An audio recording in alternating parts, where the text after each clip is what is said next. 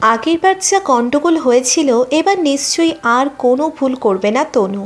অবশ্যই মিষ্টির দোকানের সামনেই দেখা যাবে তাকে, কারণ তনু জানে গরমের ছুটি শুরু হয়ে গেছে স্কুলগুলোয়। যে কোনো দিন টুসি এসে পড়তে পারে এখন। বাসে বসে বসে এই সবই ভাবছিল টুসি। কি রে, নামবে না নাকি? চল তাড়াতাড়ি। মায়ের কথায় সম্বিত ফিরল ওর। বাসটায় প্রচণ্ড ভিড়। হাতে ধরা লাগেজ নিয়ে কোনো মতে থেকে ঠেলে ঠুলে গেটের দিকে এগোতে চেষ্টা করলো। এক হাতে বাসের হ্যান্ডেল ধরা, অন্য হাতে লাগেজ। হিমশিম খাচ্ছিল ও। বাসটা প্রায় স্ট্যান্ডে ঢুকে এসেছে। এমন সময় পেছন থেকে কেউ ওর কোমরে হাত রাখলো। বুঝতে পারল ও, কিন্তু সেই মুহূর্তে করার কিচ্ছু ছিল না। মেয়েদের অনেক সমস্যা, প্রতিবাদ করতে গেলেই লোকজন ভিড় বাসে ওরকম একটু হয়েই থাকে বলে ঝাঁপিয়ে পড়বে এক্ষুনি। কিন্তু কোনটা ভিড়ে ধাক্কা লাগা আর কোনটা যে ইচ্ছেকৃত, মেয়েদের থেকে আর কেই বা বেশি ভালো বোঝে? টুসি বুঝতে পারছিল লোকটা ওদের সঙ্গেই নামবে। পেছন ফিরে ঘুরে লোকটার মুখ দেখার মতো জায়গাও বাসটাই ছিল না। অসহ্য রাগে মাথা গরম হয়ে উঠছিল ক্রমশ। লোকটা পেছন থেকে ওকে প্রায় জড়িয়ে ধরে ওর সঙ্গেই বাস থেকে নামলো। এতক্ষণে লোকটার মুখ দেখতে পেল টুসি। একজন মধ্যবয়স্ক ভদ্রলোক, যদিও ভদ্রলোককে আদৌ ভদ্রলোক বলা উচিত কিনা মন স্থির করে মুশকিল। টুসি কিছু বলার আগেই পাশ থেকে একজন ভদ্রমহিলা চিৎকার করে উঠলেন। কি হচ্ছে এটা? ভদ্রমহিলার চিৎকারে মুহূর্তের মধ্যেই প্রচুর মানুষ জমা হয়ে গেল ওখানে। লোকটি পালিয়ে যাবার চেষ্টা করছিল এবার, কিন্তু জমা ভিড়টা তাকে সেই সুযোগ দিল না একটুও। আচমকায় সেই ভিড়ের মধ্যে থেকে একটা হাত লোকটার চোয়াল লক্ষ্য করে একটা ঘুষি চালালো। টুসি চমকে উঠে তাকিয়ে দেখল তনু। এরপর চারিদিক থেকে ঘুষির বন্যা চলতে লাগলো প্রায়। অবশেষে কিছু লোক ওর মধ্য থেকে টেনে বার করে নিয়ে গেল লোকটাকে। না হলে বোধহয় আজ মরেই যেত। ভীষণ লজ্জা লাগছিল টুসির। সবাই ওর দিকেই তাকিয়ে। ভদ্রমহিলা ওর ভালো করতে গিয়ে বোধহয় খারাপই করলেন শেষে। মেয়েদের অনেক জ্বালা, বিশেষ করে এইসব মফস্বল অঞ্চলে যেখানে সবাই সবাইকে চেনে। সেখানে আগামী দিনগুলোতে সবাই ওকে নিয়েই আলোচনা করবে, এটাই শুধু মনে হচ্ছিল ওর। তনু তার মানে ওর জন্য এবার বাসস্ট্যান্ডে অপেক্ষা করছিল, কিন্তু এটা ভেবেও কেন জানি এবার একটুও খুশি হতে পারছিল না টুসি। তনুর সামনে ঘটনাটা ঘটে যাওয়ায় আরও খারাপ লাগছিল ওর, কিন্তু এই খারাপ লাগার জন্যে নিজেও কোনো কারণ খুঁজে পাচ্ছিল না। সব মিলিয়ে এখানে আসার আনন্দটাই যেন এক ধাক্কায় অনেকটা কমে গেল, সেটাই মনে হচ্ছিল ওর। মনে মনে একপাশে দাঁড়িয়ে এই সবই ভাবছিল, হঠাৎ ওর হাত থেকে ব্যাগটাকেও নিয়ে রিকশায় রাখলো। তাকিয়ে দেখলো মা রিকশায় উঠে বসেছে, আর তনু লাগেজগুলো রিকশায় তুলে দিচ্ছে। কোনো কথা না বলে তনুর দিকে একবারও না তাকিয়ে সোজা রিকশায় উঠে বসলো টুসি। কেন কে জানে তনুর ওপরেই ওর সবচেয়ে বেশি রাগ হচ্ছিল তখন। লোকটাকে মারতে যাবার দরকার কি ছিল? না মারলে তো এত কাণ্ড হতো না আর। তনু ওর দিকে তাকিয়ে আছে বুঝতে পেরেও মুখটা অন্য দিকেই ঘুরিয়ে রাখলো ও। রিকশাটা যখন পাশ দিয়ে বেরিয়ে যাচ্ছে তনু ওর দিকে তাকিয়ে 5টা আঙ্গুল দেখালো, আর চোখে দেখলো টুসি। মনটা একটু ভালো হয়ে গেল ওর। টুসির মামাতো দাদা তনুর বন্ধু, সে যে বিষয়টা কিছুটা আঁচ করতে পারছিল তার আচরণ থেকে স্পষ্ট বুঝতে পারছিল টুসি। দুদিন থেকে মা চলে গেছে আজ সকালে। বিকেলে দাদার সঙ্গে ছাদে দাঁড়িয়ে গল্প করছিল ও। এমনিতে হাসি খুশি দাদার গম্ভীর মুখ কিছুটা হলেও অস্বস্তি তৈরি করছিল টুসির মনে। দাদা ওর বেশ প্রিয়, নামে দাদা হলেও বন্ধুত্ব গলায় গলায়। কিন্তু আজ পর্যন্ত কিছুতেই সাহস করে দাদাকে আর বলা হয়ে ওঠেনি তনুর কথাটা। তার জন্যে মাঝে মাঝেই নিজের খুব খারাপ লাগে, কিন্তু এই না বলতে পারাটা, বলা ভালো না বলতে চাওয়াটার জন্য আসলে দায়ী কিন্তু তনুই। ও কোনো দিনই চায়নি ওর বন্ধু এটা জানুক, তাহলে নাকি আস্তে আস্তে সব বন্ধুরাই জেনে যাবে। কথাটা যে খুব ভুল নয় সেটা বোঝে টুসিও। তাই প্রায় গত 2 বছর ধরে তৈরি হওয়া সম্পর্কটার সম্বন্ধে দাদাকে কিছুই বলে উঠতে পারেনি আজও। দাদা কি কিছু জানে নাকি অন্য কোনো কারণে গম্ভীর সে? মনে মনে এই সবই ভাবছিল দাঁড়িয়ে দাঁড়িয়ে। চমক ভাঙল দাদার কথায়। একটা হেল্প করতে পারবি? দাদার গম্ভীর মুখে হাসি দেখতে চাওয়া টুসি বিনা দ্বিধায় হ্যাঁ বলে দেয় মুহূর্তেই। আমার একটা মেয়েকে ভালো লাগে, বলে উঠতে পারছি না কিছুতেই। একটু হেল্প কর না প্লিজ। উফ, কি শান্তি! ভিতরটা আনন্দে লাফিয়ে ওঠে টুসির। যাক বাবা, তাহলে ও যা ভেবেছিল তা নয়। দাদার গম্ভীর মুখের কারণ অন্য জায়গায়। আরে বলো না কে সে, এক্ষুনি সব ব্যবস্থা করে দিচ্ছি। মুখে বললেও মনে মনে মামি জানতে পারলে কি হবে ভেবেই কেমন মুখটা শুকিয়ে গেল টুসির। কিন্তু এখন আর ফেরার কোনো পথ নেই। আগেই তীর ছুঁড়ে ফেলেছে ও। তনুকে চিনিস তো? তনু আমার বন্ধু। ওর মাস্তুতি বোন সৌমি। এখন থেকে ঘন্টাখানেক আগেই ওর বাড়ি আমাদের কলেজেই পড়ে। সমস্যা কোথায় জানিস তো? তনুর প্রবল আপত্তি এতে। আরে আমার কাকে ভালো লাগবে ও ঠিক করবে নাকি? আর তাছাড়া আমি জানি সৌমিও আমাকে পছন্দ করে, কিন্তু সব ব্যাপারেই মাথা ঘামায় বড্ড। এক নিঃশ্বাসে বলতে থাকে দাদা, সর্বনাশ, এবার কি হবে? তো হেল্প করতে গিয়ে নিজের বিপদ ডেকে আনলো, মনে মনে ভাবে টুসি। আর তনুরই বা সব বিষয়ে মাথা ঘামানোর যে কী দরকার বুঝে পায় না ও। সেই দিনই যেমন বাস স্ট্যান্ডে অহেতুক লোকটাকে মারতে গিয়ে সবার সামনে যে আসলেও টুসিকেই লজ্জায় ফেললো, সেটা একটুও বুঝলো না। সেদিন তনুর হাতের তোলা 5 আঙ্গুল দেখে ঠিক 5টায় গিয়েই নির্দিষ্ট জায়গায় পৌঁছেছিল টুসি। কিন্তু গিয়েই এই নিয়ে ঝগড়া হয়ে গেল এক প্রস্থ। রাগ করে বাড়ি চলে এসেছিল ও। তনুও একটুও রাগ ভাঙানোর চেষ্টা করেনি, কারণ দুজনের জানে এখন 3 মাস সময় আছে তাদের কাছে। এই রাগ অভিমানের খেলা এমনিতে বেশি দিন চালানোর সময় ওদের হাতে থাকে না অন্য সময়, কিন্তু এবারের ব্যাপারটা অন্য রকম।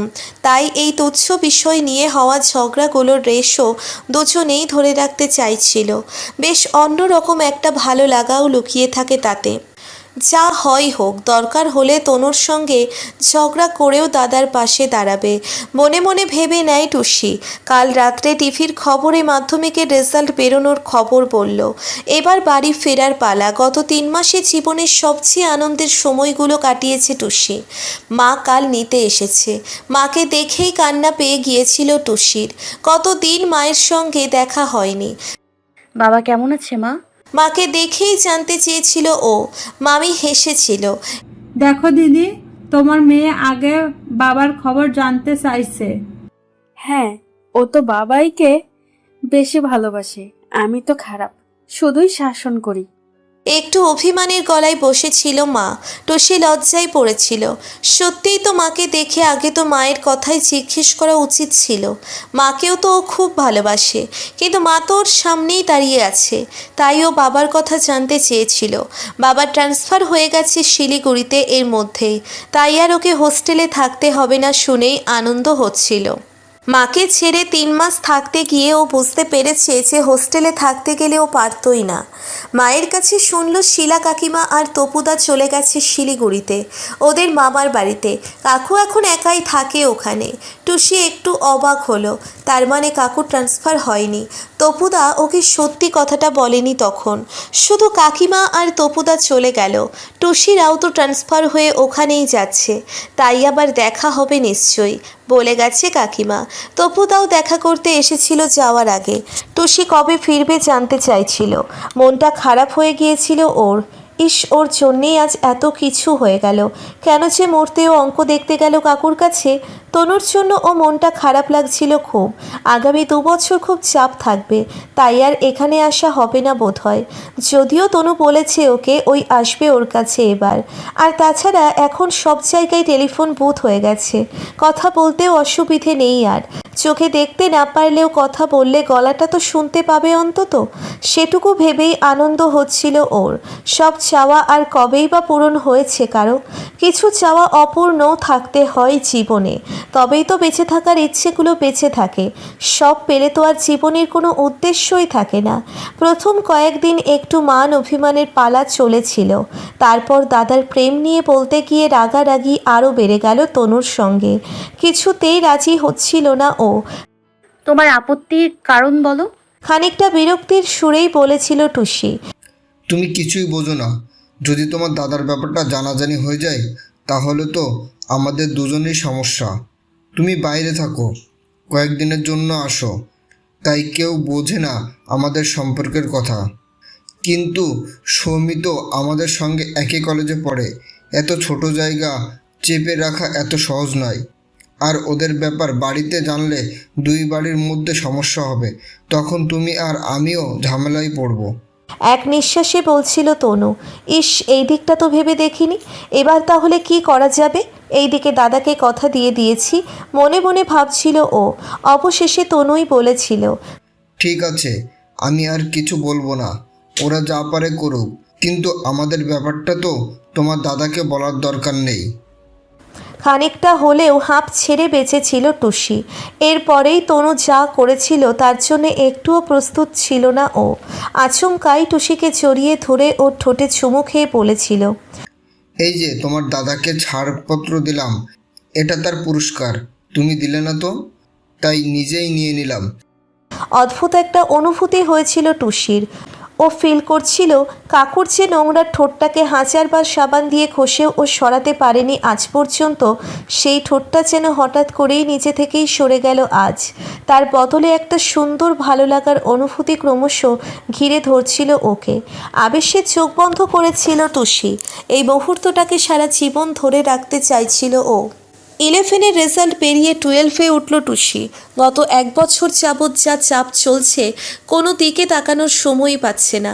আগামী আরও একটা বছর এই রকমই চলবে জানেও। শিলিগুড়ির নতুন স্কুলে অনেক বন্ধু হয়েছে, কিন্তু মামের মতো নয় তারা। তবুও খুব খারাপ লাগে না ওর। আসলে এই বয়সে বন্ধুত্ব হয় খুব তাড়াতাড়ি। আর সবাই যেহেতু বিভিন্ন স্কুল থেকেই এসেছে, তাই কোনো গ্রুপ নেই এখানে। সবাই সবার বন্ধু, এটাই ভালো লাগে টুসির। শহরটা খুব সুন্দর, একদম ছবির মতো। দূর থেকে পাহাড়গুলো দেখতে খুব ভালো লাগে। বিশেষ করে রাত্রেবেলা ওদের বাড়ির ছাদ থেকে দেখা যায় আলো জ্বলছে পাহাড়ের শহরগুলোয়। কোনটা দার্জিলিং, কোনটা কার্শিয়াং, আলো দেখেই ফারাক করতে পারে ওরা। সবচেয়ে মজা হয় যখন বৃষ্টি আসে। দূরে পাহাড়ে বৃষ্টি হচ্ছে, এখান থেকেই বুঝতে পারে ওরা। মা তখন চিৎকার করে, ছাদ থেকে জামা কাপড় তুলে নিয়ে আয় তাড়াতাড়ি। টুসি জামা কাপড় তুলতে তুলতেই বৃষ্টিগুলো এসে পড়ে ওদের ছাদে। বিকেলে স্কুল থেকে ফেরার সময় বেশ একটা মজার ব্যাপার হয় প্রতিদিন। ওই সময়টাই ট্রেনটা দার্জিলিং থেকে শিলিগুড়ি হয়ে নিউ জলপাইগুড়ি স্টেশন পর্যন্ত যায়। ওরা ওটাই চড়ে বসে শিলিগুড়ি টাউন স্টেশন পর্যন্ত এগিয়ে যায়। ওখানে নেমে রিক্সা নেয় সবাই। যেহেতু স্কুলের ড্রেস পরেই ওরা ওঠে, চেকার কাকু কিছু বলেন না ওদের, উল্টে হেসে পিছনের দিকের খালি সিটগুলো দেখিয়ে দেন। আজ স্কুলে ঢুকেই শুনল একজন প্রাক্তন স্যার মারা গেছেন, তাই স্কুল আজ ছুটি। কিছুই করার নেই, তাই দল বেঁধেই ফিরছিল ওরা। ওদের সঙ্গে পড়ে রিজু, ওর বাবা গুলমাটি অ্যাসিস্ট্যান্টের ম্যানেজার, হঠাৎ করে বলল, যাবি নাকি আমাদের বাড়ি? কোনোদিন চা বাগান দেখেছিস? চল, আজ তোকে দেখাবো। এতদিন শুধু রিচুর কাছে চা বাগানে হাতি আর লেপার্ড পেরোনোর গল্পই শুনে এসেছে ওরা। নিজের চোখে চা বাগান দেখেনি অনেকেই, বিশেষ করে টুসি তো নয়। তাই হুজুকে পড়ে। যাদের ইচ্ছে ছিল না তারাও রাজি হয়ে গেল শেষে। কারোর মা তো আর জানে না স্কুল ছুটি, তাই ওরা 4 জন দল বেঁধে ছুটির সময় হিসাব করে ফিরে আসবে ঠিক করে নিয়ে রিজুর সঙ্গে বাসে উঠে পড়ল। বাসটা ওদের টি এস্টেটের গেটে নামিয়ে দিল। রিজু ওখানের অফিস থেকে ফোন করলো বাবার অফিসে। গেট থেকে চা বাগানের মূল অফিসের দূরত্ব প্রায় 4 কিলোমিটার। প্রতিদিন রিজুর জন্যে গেটে এসে দাঁড়িয়ে থাকে গাড়ি, সেটাই নিয়ে যায় ওকে ওদের কোয়ার্টার পর্যন্ত। আজ আগেই ছুটি হয়েছে, তাই গাড়ি আসেনি। রিজুর ফোনে ওর বাবা গাড়ি পাঠিয়ে দিলেন। ওরা সবাই মিলে চেপে বসলো। গাড়িটা চা বাগানের মধ্য দিয়ে কালো পিচের রাস্তা চিরে এগিয়ে যাচ্ছিল। দুধারে সবুজ পাতায় ঘেরা, যত দূর চোখ যায় শুধু চা গাছের সারি। মুগ্ধ হচ্ছিল টুসি। ইস, না এলে যা মিস করতাম না। বলেই ফেলল ও রিচুকে, আরে দাঁড়া, আরো কত কি দেখাবো তোদের। চা পাতা কিভাবে তৈরি হয় দেখেছিস কোনোদিনও? চল, আজ দেখাই তোদের। বলছিল রিচু। ওদের বাড়ি পৌঁছানোর পর কাকিমাও খুব খুশি হলেন। কাকু বললেন বিকেলবেলা গাড়ি ওদের শিলিগুড়ি পর্যন্ত পৌঁছে দেবে। কাকিমার হাতে লুচি খেয়ে বাগান দেখতে বেরোলো ওরা। সারা দিন আনন্দ করার পর 3টে নাগাদ ওরা ঠিক করলো এবার ফিরে যাবে, কারণ বাড়িতে ঠিক সময় না পৌঁছলে সবার মাই চিন্তা করবেন। রিচু গাড়ির জন্যে ফোন করতে গেল, ফিরে এসে বলল, গাড়িটা একজনকে বাগডোরা এয়ারপোর্টে আনতে গেছে, ফিরে এলেই তোরা বেরিয়ে পড়বি। ওরা ক্রমশ চিন্তায় পড়ছিল, সন্ধে হয়ে আসছে, গাড়ি ফিরছে না। রিজুর বাবার অফিসে ফোন থাকলেও ওদের কারুর বাড়িতে ফোন নেই। কি করে বাড়িতে খবর দেবে বুঝতে পারছিল না। এবার টুসির কান্না পাচ্ছিল। মনে মনে মায়ের ভয় পেয়ে যাওয়া মুখটা যেন স্পষ্ট দেখতে পাচ্ছিল ও। বাবা নিশ্চয়ই এতক্ষণে অফিস থেকে ফিরে এসেছেন। মা কান্নাকাটি শুরু করেছেন নিশ্চয়ই। কি করবে কিছুই ভেবে পাচ্ছিল না ওরা। অথচ কাকুরও কিছু করার নেই। উনি সমানে অফিসে ফোন করে যাচ্ছেন। গাড়ি এখনও ফেরেনি। রাত প্রায় 8টা। গাড়িটা ফিরল অবশেষে। ওদের বাড়িতে ওরা যে কতটা বিপদে পড়বে রিচুর বাবাও বুঝতে পারছিলেন সেটা। তাই ওদের সঙ্গে গাড়িতে রিচুকে নিয়ে চড়ে বসলেন উনিও। ওদের প্রত্যেকের বাড়িতে নামিয়ে দিয়ে সবার বাবা মায়ের সঙ্গে কথা বলছিলেন কাকু। প্রায় সব বাড়িতেই একই অবস্থা।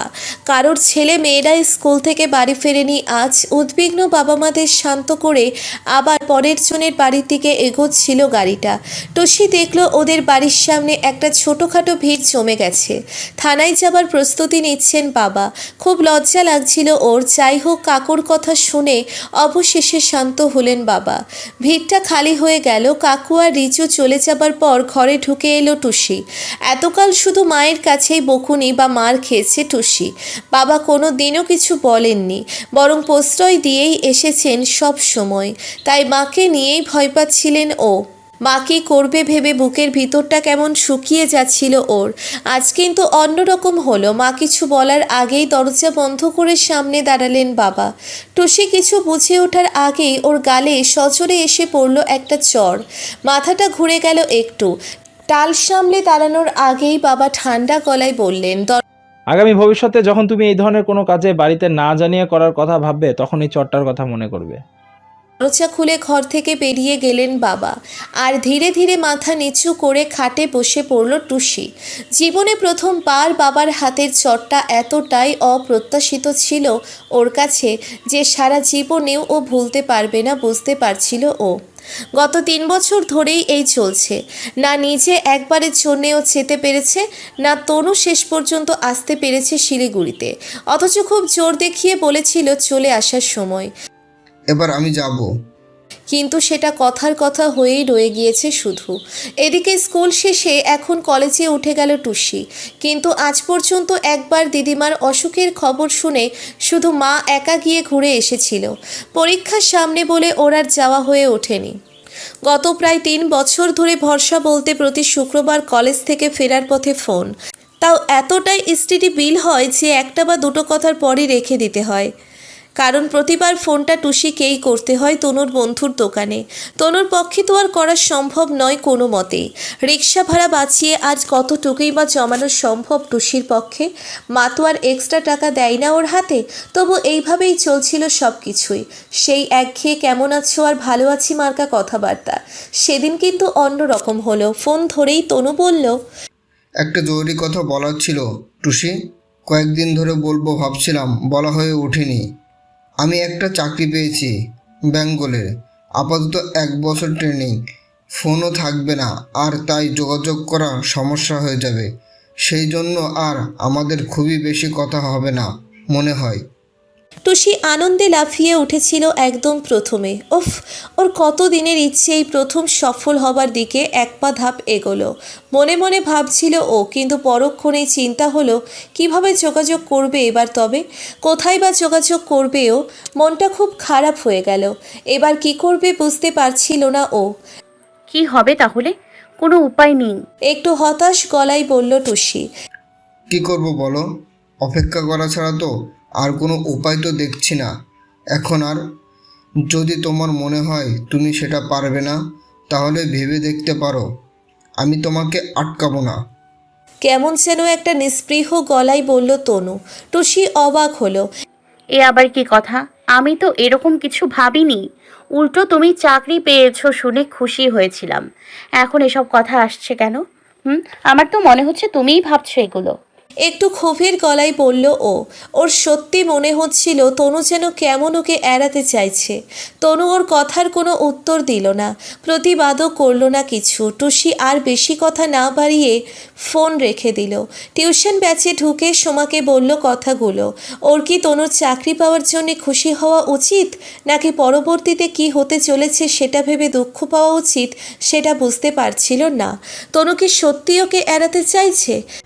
আরে ওকে বল না তোকে ওর অফিসের নাম্বারটা দিয়ে দিতে, তাহলেই তো হয়ে গেল। ওকে আমার নাম্বারটা দিয়ে দে আর বলে দে আমার বাড়িতে ফোন করে অফিসের নাম্বারটা জানিয়ে দিতে। জাস্ট একবারই করবে তো তোকে একটা নাম্বার দেবার জন্য। আমাকে বলে দিতে বলবি, আমি একবারের জন্য বাড়িতে ম্যানেজ করে নেব। সোমা বলল মেয়েটা খুব হাসি খুশি। ওর সঙ্গে টুসির বন্ধুত্বটা একটু অন্যদের থেকে বেশি। এত সহজ সমাধান তো ওর মাথায় আসেনি আগে। টুসি খুশি হলো। তনু তো এবার চাইলেই নিচের অফিসের নম্বর টুসিকে দিতে পারে। এরপর না হয় ওই করবে আবার আগের মতোই। একবার ফোন করে আসার পরে আর টাকা ছিল না টুসির, সেটাও দিল সোমা। যা নাম্বারটা দিয়ে আয়, ফোন করে তুই যা।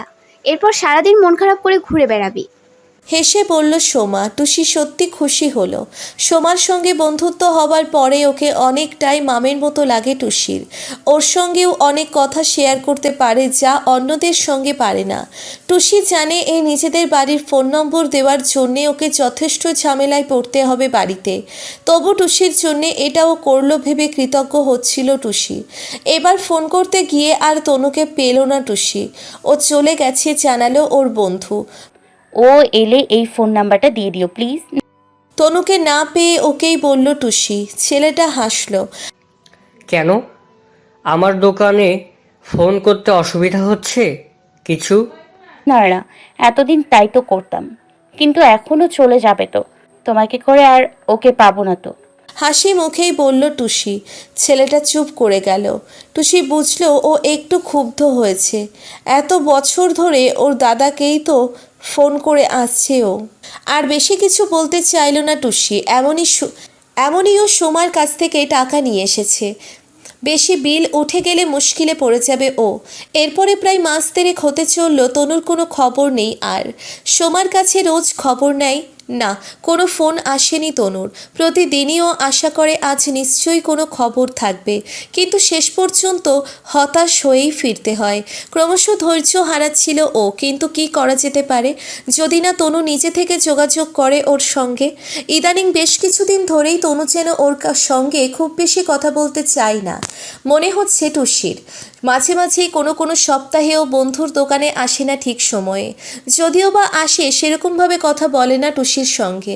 মাঝে মাঝে ওর ইচ্ছে করে কারণটা জানতে চাইবে ওর মামাতো দাদার কাছে, কিন্তু যেহেতু তনু কোনো দিনই চায়নি ওর দাদা জানুক, সেহেতু আজ পর্যন্ত দাদাকে বলা হয়নি আর। তাই কোনো অজুহাতে জিজ্ঞেস করবে তনুর কথা সেটা বুঝতে পারে না টুসি। তনু কি আর ওকে ভালোবাসে না? এই কথাটা মাঝে মাঝেই মনে হয় ওর। না হলে এতদিনে ও একবারের জন্যেও ওর অফিসের নম্বরটা সোমাকে দিতে পারলো না কেন? মনটা খুব অশান্ত হয়ে আছে সেই থেকেই। না দেখা না কথা, কতদিন এরকমভাবে চলতে পারে কোনো সম্পর্ক? আগে না হয় কোনো সুযোগ ছিল না তাই বাধ্য হয়েছিল ওরা, এখন তো তা নয়। এখন ইচ্ছে করলেই তো ফোন করতে পারে তনু, তাহলে কেন করছে না? এসব ভাবতে ভাবতেই রাস্তা পার হচ্ছিল টুসি।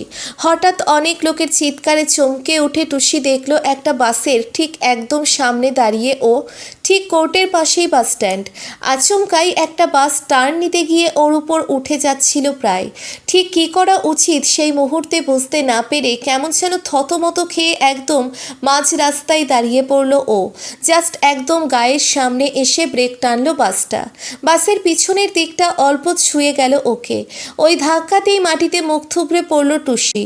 লোকজন হৈ হৈ করে ছুটে এসে মাটি থেকে টেনে তুলল ওকে।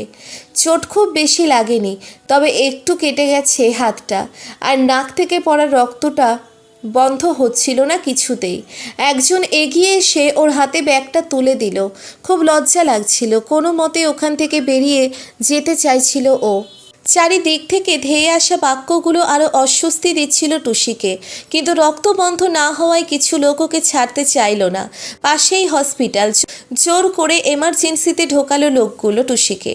টুসি যেতে চাইছিল না, বারবার বলছিল ঠিক হয়ে যাবে, কিন্তু ওরা শুনল না। নাক বেয়ে গড়িয়ে আসা রক্তটা বন্ধ করার চেষ্টায় একটা রুমাল মুখের উপর চেপে ধরেছিল ও। নার্স এগিয়ে এসে বললেন, রুমালটা মুখ থেকে নামাও, তবে তো ছাড় দেখবেন। শুনে মুখ থেকে রুমালটা সরিয়ে দিল ও। রুমালটা মুখ থেকে নামিয়েই দাঁড়িয়ে থাকা ডাক্তারের দিকে তাকিয়ে চমকে গেল টুসি, তপুদা। এতক্ষণে রুমাল নামানো রোগীর মুখের দিকে তাকিয়ে চমকে গেল তপু ও টুসি। টুসি এত বছর পর তপুকে দেখে একদম অবাক হয়ে গেল। কত বছর পর তপুদার সঙ্গে দেখা হলো, 3 বছর নাকি 4, মনে মনে হিসেব করছিল ও। সেই মাধ্যমিকের পরে মামার বাড়ি থেকে ফিরে এসে আর দেখা হয়নি তপুদাদার সঙ্গে। শিলিগুড়িতে চলে আসার আগে 2-1বার কাকুর কাছ থেকে তপুদার মামার বাড়ির ঠিকানা চাইবে বলে ভেবেছিল ও, কিন্তু কাকুর সঙ্গে কথা বলতে ইচ্ছে হয়নি আর। গত বছর 4 ধরেও কোনো দিনও তো দেখা হয়নি। এই রাস্তা দিয়েই তো প্রতিদিন যাতায়াত করেও। আজ যদি ঘটনাটা না ঘটতো তাহলে আর কখনো দেখা হতোই না বোধহয়। টুসি অন্যমনস্ক হয়ে পড়েছিল। কেমন আছিস? কি পড়ছিস এখন? টুসি চমকে উঠে তাকালো। তপুদা কত পাল্টে গেছে, গলাটাও আর আগের মতো নেই। কীরকম যেন অচেনা লাগছে এই তপুদাকে। টুসির খুব অস্বস্তি হচ্ছিল। নিজেকে সামলে নিয়ে প্রশ্নগুলোর জবাব দিল ও। সঙ্গে আসা লোকগুলো একে একে চলে যাচ্ছিল এবার। টুসি কী করবে বুঝতে পারছিল না। ওর কি তপুদার সঙ্গে কথা বলার জন্য দাঁড়ানো উচিত, নাকি তপুদা কাজের সময় কথা বলতে গেলে বিরক্ত হবে? কাকিমা কেমন আছে? একটু দ্বিধা নিয়েই জিজ্ঞেস করলো টুসি। এই ডাক্তার তপুর সঙ্গে কলেজ পড়ুয়া তপুকে মেলাতে পারছিল না ও। সেই তপুদা ওর অনেক কাছের ছিল, যার সঙ্গে কথায় কথায় ঝগড়া করতো টুসি। ভালো আছে। তুই কোথায় যাচ্ছিস? টুসিকে জিজ্ঞেস করলো তপু। কলেজে যাচ্ছিলাম, আসছি এখন, তুমি কাজ করো। বলেই বেরোনোর জন্য পা বাড়ালো টুসি। তপু ওকে আটকালো। এইভাবে কলেজে যাবি তুই? আজ আর কোথাও যেতে হবে না, এখানেই চুপ করে বসে থাকা আধা ঘন্টা। আমার ডিউটি শেষ হয়ে যাবে তার মধ্যে। পেছনেই কোয়ার্টার, নিয়ে যাব তোকে। মা খুব খুশি হবে। এবার বেশ গম্ভীর গলায় বলল তপু। বাধ্য হয়েই দাঁড়িয়ে পড়ল টুসি। হাতের কেটে যাওয়া জায়গাটাও ব্যথা করছে বেশ। এমনিতেও ও আর কলেজে যেত না, বাড়িতে ফিরে যেত এখন। শুধু তপুদাকে এমনিই কলেজে যাবার কথা বলেছিল তখন। একটা চেয়ার ওর দিকে এগিয়ে দিল তপু। টুসি চুপ করে বসে পড়ল। তপু নিজের কাজে ব্যস্ত হয়ে পড়ল এরপর। টুসির খুব লজ্জা লাগছিল। বসে বসে পুরনো কথাগুলো মনে পড়ছিল সব। ইস, কি বোকা ছিল ও তখন। কিভাবে কাকুর সব কথা তপুদাকে বলে দিয়েছিল। এখন এই বয়সে এসে নিজের বলা কথাগুলো যেন ওকেই লজ্জা দিচ্ছিল কোথাও। কিছুতেই তপুদার মুখের দিকে তাকাতে পারছিল না। কত ছেলে মানুষ ছিল ও তখন। কাজের ফাঁকে ফাঁকে ওর সঙ্গে কথা বলছিল তপু। বাবা মা কেমন আছে জানতে চাইল। টুসি ভয় পাচ্ছিল একটু, যদি পুরনো কথা তোলে তপুদা। কিন্তু ও কি ভুলেই গেছে সব কিছু? একবারও টুসিকে লজ্জায় ফেলার মতো কোনো প্রসঙ্গই টানছে না। ধীরে ধীরে সহজ হচ্ছিল টুসি। ডিউটি শেষ করে ওকে নিয়ে কোয়ার্টারে এলো তপুদা। কাকিমাকে চিৎকার করে ডাকলো, দেখো মা, কাকে নিয়ে এসেছি। দরজা খুলে বেরিয়ে টুসিকে দেখে একদম চমকে গেলেন কাকিমা। ও মা, তুই কেমন আছিস? আমি তো ভাবতেই পারছি না তোকে আবার দেখবো কোনোদিনও। কোথায় দেখা হলো রে? তপুদার দিকে তাকিয়ে জানতে চাইলেন। আর বলো না, বাসের তলায় পড়তে পড়তে বেঁচে গেছে, আবার এই অবস্থায় কলেজে যেতে চাইছিল, তাই তোমার কাছে ধরে নিয়ে এলাম। হেসে বলল তপু। কি কাণ্ড! শিগগির ভেতরে আয়। টুসির হাত ধরে টেনে ঘরে নিয়ে গেলেন কাকিমা। তপুদা কাকিমাকে সেদিন অন্তত কিছু জানায়নি, সেটা কাকিমার এক্সপ্রেশন দেখেই বুঝতে পারছিল ও। না হলে এত সহজভাবে ওকে নিতে পারতেন না তিনি। আস্তে আস্তে তপুদার উপর শ্রদ্ধা তৈরি হচ্ছিল টুসির। মনে মনে কোথাও যেন একটা ভালো লাগাও তৈরি হচ্ছিল। অন্য কেউ হলে এই সুযোগে ওকে কত ছোট করতে পারতো সবার সামনে, কিন্তু তপুদা এত বছরেও কাউকে জানায়নি। এটা ভেবেই অদ্ভুত একটা কৃতজ্ঞতা বোধ আসছিল। কাকিমা নিজেই ছাড়লেন না।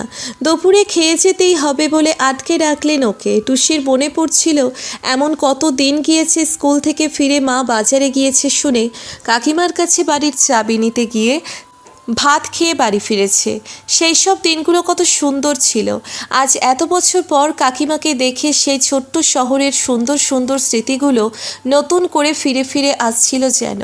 সেই স্কুল বাড়িটা, ওদের বাড়ি, খেলার মাঠ, মাম সব কিছুই টুসিকে সেই ফেলে আসা দিনগুলোই ফিরিয়ে নিয়ে যাচ্ছিল নতুন করে। সারা দিন ধরে কাকিমার সঙ্গে গল্প করে বিকেলের দিকে বেরোলো টুসি। তপুদাদের ফোন আছে কোয়ার্টারে, নম্বরটা মাকে দিতে বলল কাকিমা। এর পরের দিন মাকে নিয়ে আসবি কিন্তু। বারবার করে বলে দিল কাকিমা। মাও খুব খুশি হবে জানেইও। একসময় মা আর কাকিমা সারা দিন একসঙ্গে কাটাতো। কী যে বোকামি করে ফেলেছিস টুসি, ওর জন্যেই একটা সম্পর্ক নষ্টই হয়ে গেল বোধহয়। ও যদি মাকে না বলতো এত কিছু তো হতো না আজ। কাকুর কথা লজ্জায় কিছু জিজ্ঞেস করতে পারল না আর। কিন্তু কাকিমার মাথায় সিঁদুরের দাগ দেখতে পেল ও। ওকে একা ছাড়লেন না কাকিমা। তো একদম বাসে তুলে দিয়ে তবে আসবি। তপুদাকে বললেন। তপুদা ওকে কিছু ওষুধপত্র বুঝিয়ে দিল আর বলল, দরকার পড়লে ফোন করতে ভুলবি না কিন্তু। রাস্তায় বেরিয়ে একসাথে হাঁটছিল দুজনে। কি ভাবিস এত রাস্তা পার হবার সময়? এখনো ওই রকম লাফিয়ে লাফিয়ে হাঁটিস নাকি? হেসে জিজ্ঞেস করলো তপুদা। এই তপুদাকে টুসির চেনা লাগছিল। এবার সেই পুরনো তপুদাকে ফিরে পাচ্ছিল ও। মুচকি হাসল টুসি।